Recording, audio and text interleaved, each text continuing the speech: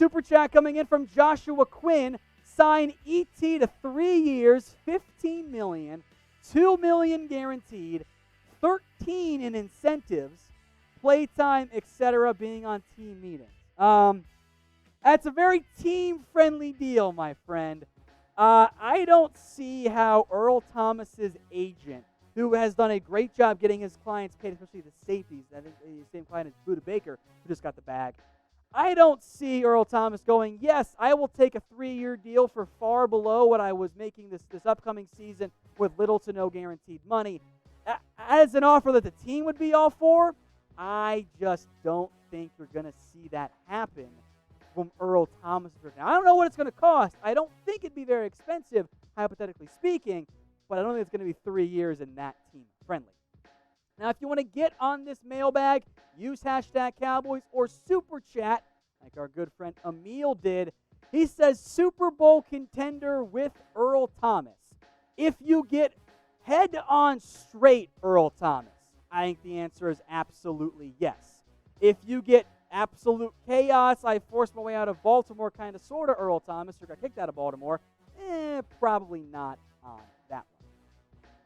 From Zeno saying it is the 60th anniversary for Dallas Super Bowl odds. That math does not check out to me. I don't know how we got to 60. But in terms of the Super Bowl odds, the Cowboys do have decent odds to make a run this year. If they can make the playoffs, that's going to set them up in pretty good fashion. So I'm looking at the odds right now. The Cowboys are plus 1,500. That is just outside the top 5.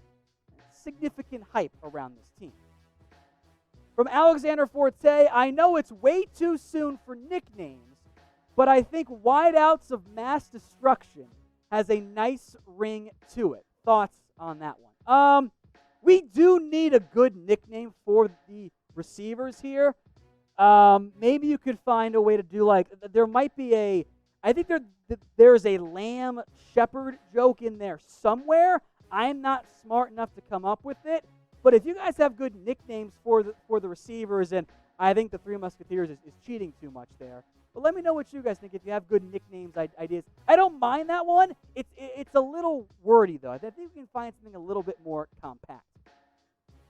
From my burner account, Gifford and Bernard make the roster. Lillard gone. I should mean Justin.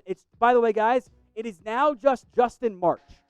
He has dropped the Lillard from his name. It is just Justin March, and I think you have a real chance of that happening. Now, the Cowboys might go only 5 linebackers potentially, but you obviously have, I think, Locks and LVE and Jalen and Sean Lee. I think Joe Thomas is pretty safe as linebacker 4. I do wonder if in some order it is Gifford, Bernard, and then Justin March when it comes to figuring out who that last 1 or 2 spots go to at linebacker.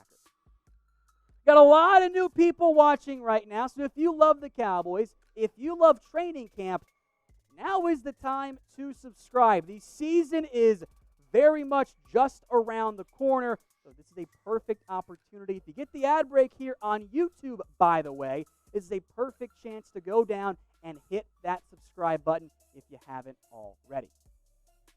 From Brokov, do you think we'll sign Earl? I think it'll be Philly or Detroit. I haven't seen too much buzz around really either of those teams for Earl Thomas.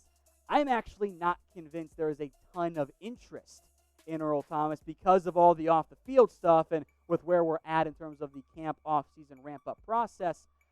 I don't think it's Philly or Detroit, but I'm also not convinced the Cowboys end up adding him. Another super chat from Trey Brocker. Thank you, Trey. Your projected cornerbacks and safeties to start and make the roster. Well, we did do a updated 53-man roster projection. We will do another one before cut-down day comes in just a couple of weeks here. In terms of the secondary, I think you have some obvious locks at corner. I think Awuzie, Brown, Diggs, and Jordan Lewis, barring a surprise trade or something, those guys are locked in. I think Darryl Worley makes this team too. That puts you at 5. I think C.J. Goodwin makes it as a special teams guy, and I think they find a way to keep Robinson as maybe more of a redshirt year. I think Woods, Wilson, Thompson, and I think Clinton Dix still, though I'm waffling on that one right now. I think those guys make your roster. You saw the starters right there. I feel pretty good about those big 3 corners plus Jordan Lewis, and another safety as an option too, in terms of maybe you flip Clinton Dixon Thompson. But I think that's about where the Cowboys are at right now. But we'll see in the very near future. A deal alert for you guys. These Cowboys Stronger Together t-shirts and hoodies. Haven't talked about them in a while, but they are on sale right now. Head over to chatsports.com/CowboysStrong. It's a good time to get a hoodie because the weather will be getting colder, I hope, at some point here in very, very hot Texas. So head over. That link will be in the comments, and it will be in the description. As a little bonus, the proceeds go to the Salvation Army's COVID-19 Relief Fund. From King J, if Aldon does well, can we extend him before the season ends? Same with Griffen and some of the one-year contracts we made. Yes, you can. If be it Aldon, Everson, Griffen, any player on a one-year deal except for Dak Prescott can be extended. You don't see a ton of that because oftentimes these players signed one-year deals with the mindset of, hey, you know what? I'm going to bet on myself on a one-year contract and cash in somewhere else. It worked wonders for Randall Cobb and I guess Quinn, technically speaking, this past year. So even if you want to re-sign them, they might want to at least see what the free agent market looks like. Now, speaking of pass rushers, I have no update on Randy Gregory. There is nothing new. He's still throwing shades at his NFLPA representative on Twitter. It's a shade. Excuse me, I misspoke there. It's just been a disaster. I have no updates, so you don't need to ask me any questions. I did it for you just now. But I do want to hear from you guys if you think Randy Gregory is going to play in 2020. Type 1 for yes or type 0 for no. Get your votes in here. Look, we are like 2 weeks away from the season. I think it might be a 0 for me.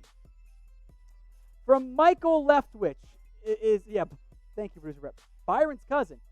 Is Ed Reid on a team? If not, go get him. If not, Earl Thomas.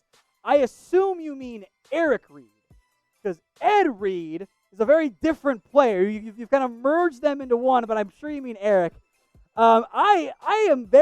He's not signed yet, Eric Reid. I'm very surprised by that. I would go sign him right now. Maybe there's a secret injury that we don't know about because I've heard nothing around Eric Reid and potential interest in the NFL. All right, from Cole Myers, will Kellen Moore have more say in the offense than last year? If so, will we have more motions, multiple formations, and movement? No, okay. Everyone's yelling at me. There are multiple safeties, all right? There's Ed Reid, there's Eric Berry, and there's Eric Reid. All right, we got multiple safeties. I assume you meant Eric Reid. If you meant Eric Berry, that's fine too. Back to Cole's question here. I do think that you will see Kellen Moore have more say. I think it was pretty clear that at least at times last year there was a heavy Jason Garrett influence where the first 3 weeks you saw that motion, the formations, the movement, the play action, and then as soon as the Cowboys went on the road against the Saints, they kind of went into like, okay, we're going to be super conservative. I don't know if that was what Kellen Moore did because he was a little skittish in his first year, or if it was more of a Jason Garrett that, hey, let's do this.